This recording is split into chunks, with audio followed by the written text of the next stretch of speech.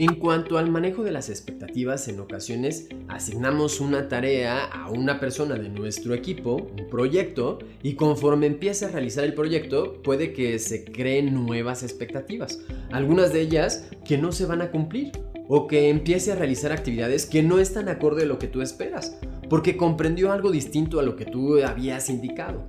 Otras funciones, otros objetivos, otros alcances. Entonces, ¿cómo manejarlo? Es muy probable que al momento de la asignación de un proyecto no haya quedado claro qué es lo que tenía que hacer, para qué, cómo y en cuánto tiempo.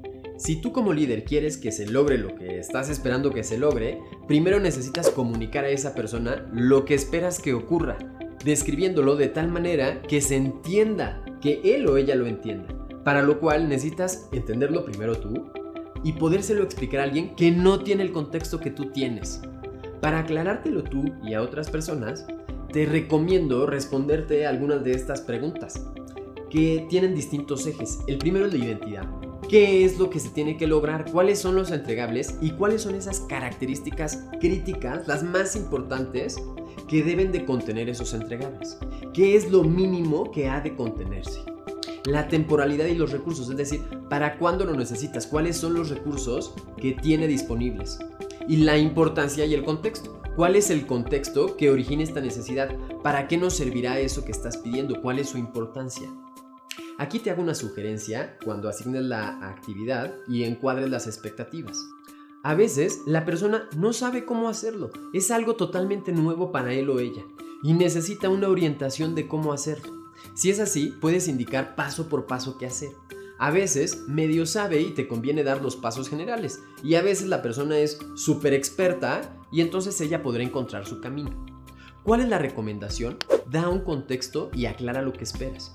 Esta recomendación es particularmente importante cuando todavía no está maduro técnicamente o cuando tiene un exceso de creatividad y mucha emoción, que puede ocasionar que dirija su esfuerzo en una dirección que distrae o que no es la que tú persigues. Y después, ya que haya realizado muchísimo trabajo y se haya cargado de muchísima más ilusión, descubres que no iba por ahí.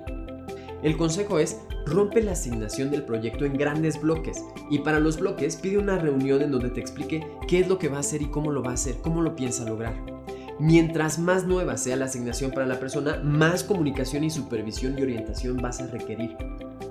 Compra un seguro entonces y asígnale la actividad diciéndole algo como esto: te estoy asignando este proyecto, me explicas qué quieres, los principales criterios, para cuándo lo quieres y quizá una idea general del cómo, y le dices: quiero estar seguro de que estamos alineados, por lo que vamos a ir revisando las expectativas de cada bloque.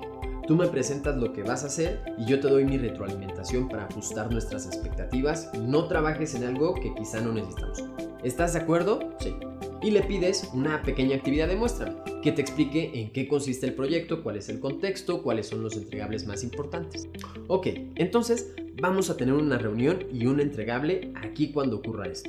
Otro acá y otro acá. ¿Estás de acuerdo? Perfecto.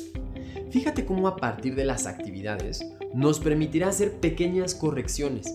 Y cuando nos presente podremos corregir con mucha facilidad, porque no es todo el proyecto, es algo más pequeño. Cuando te presenten una sugerencia, no mates la expectativa, reoriéntala. Los mensajes clave en este video son: al momento de asignar una tarea o proyectos, fija el estándar del entregable, de los recursos y quizá del proceso a seguir. Es decir, indica qué se tiene que hacer, cuáles son las características más importantes del entregable, para cuándo lo necesitas, con qué recursos y el contexto en el que lo estás pidiendo y su importancia. Un proyecto o asignación que dejas correr sin una retroalimentación de cómo se va haciendo puede ser un motivo de frustración para ambos, por no cumplir las expectativas. Entonces mejor dividamos en pequeños bloques y para cada bloque vas definiendo estas expectativas y ajustándolas.